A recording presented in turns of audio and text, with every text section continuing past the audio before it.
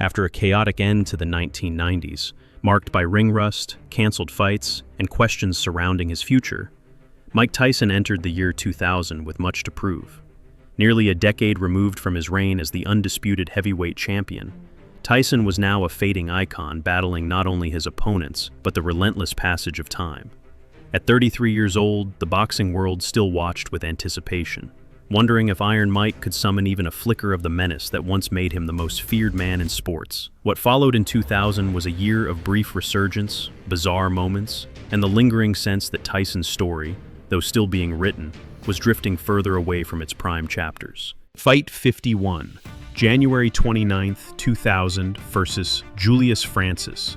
Mike Tyson marked his 51st professional bout by taking on British heavyweight champion Julius Francis at Manchester's MEN Arena.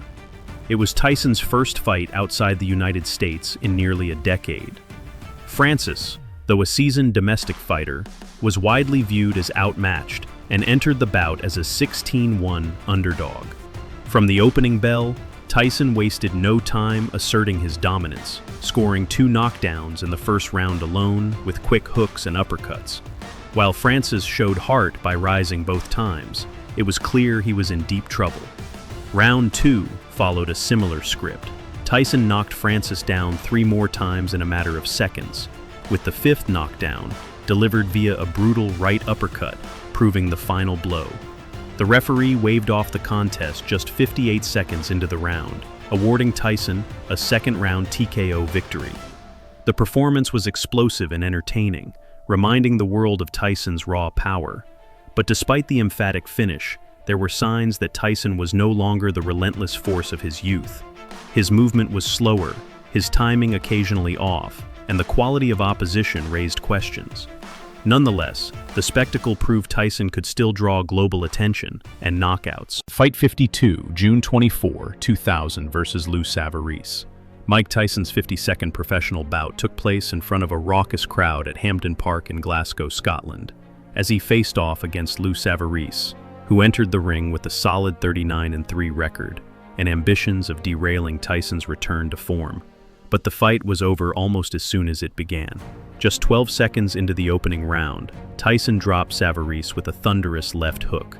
Although Savarese beat the count, Tyson unleashed a ferocious follow-up assault, forcing referee John Coyle to wave off the contest at 38 seconds of round 1.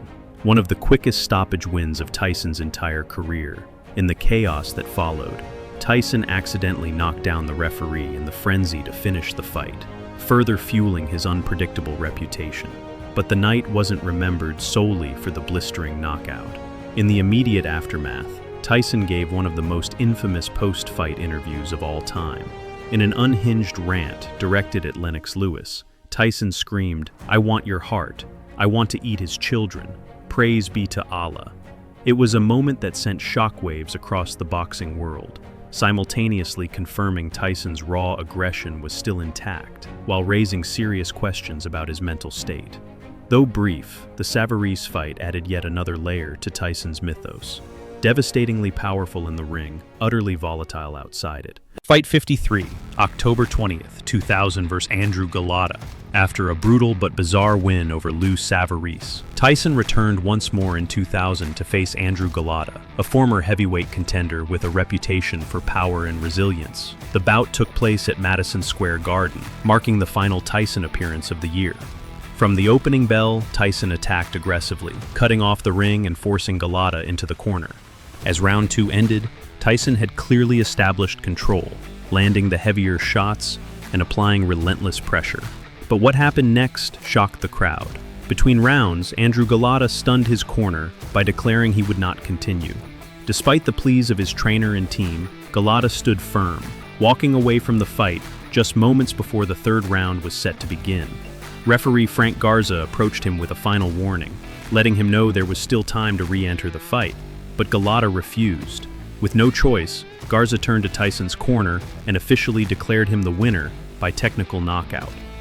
Although the result would later be overturned to a no contest after Tyson tested positive for cannabis, the performance itself was ferocious, and in the moment, it was seen as Tyson's most significant win since his return to championship contention In 1996, Fight 54, Mike Tyson versus Brian Nielsen, 13 October 2001.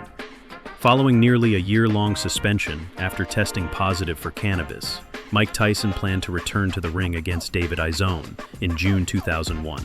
However, that fight was postponed, as Showtime tried to arrange a mega fight between Tyson and the then WBC and IBF heavyweight champion, Hasim Rahman. This bout would have marked Tyson's first title shot since his controversial 1997 fight with Evander Holyfield. But Rahman ultimately chose to pursue a rematch with Lennox Lewis instead. Tyson's actual return fight took place on October 13, 2001, against Brian Nielsen at Parken Stadium in Copenhagen, Denmark. Nielsen came into the fight with an impressive record of 62 wins and only one loss. Known for his durability and toughness, Nielsen was a credible opponent, but not among the elite heavyweights. The fight was controlled by Tyson, who applied relentless pressure and showcased his signature power. After 6 rounds, Nielsen was visibly worn down and chose not to continue, sitting on his stool and retiring at the end of the 6th round. Tyson was declared the winner via TKO. This win made Tyson the #1 contender for the WBC heavyweight title and put him on a collision course with Lennox Lewis, a fight that had first been mooted back in 1996, when Lewis turned down a $13.5 million guarantee to fight Tyson, opting instead to take $4 million from Don King to step aside and allow Tyson to fight Bruce Seldon for the WBC belt, with the understanding that Tyson would face Lewis next. The long-awaited Tyson versus Lewis showdown remained one of boxing's most anticipated matchups, with this victory reigniting hopes it would finally take place.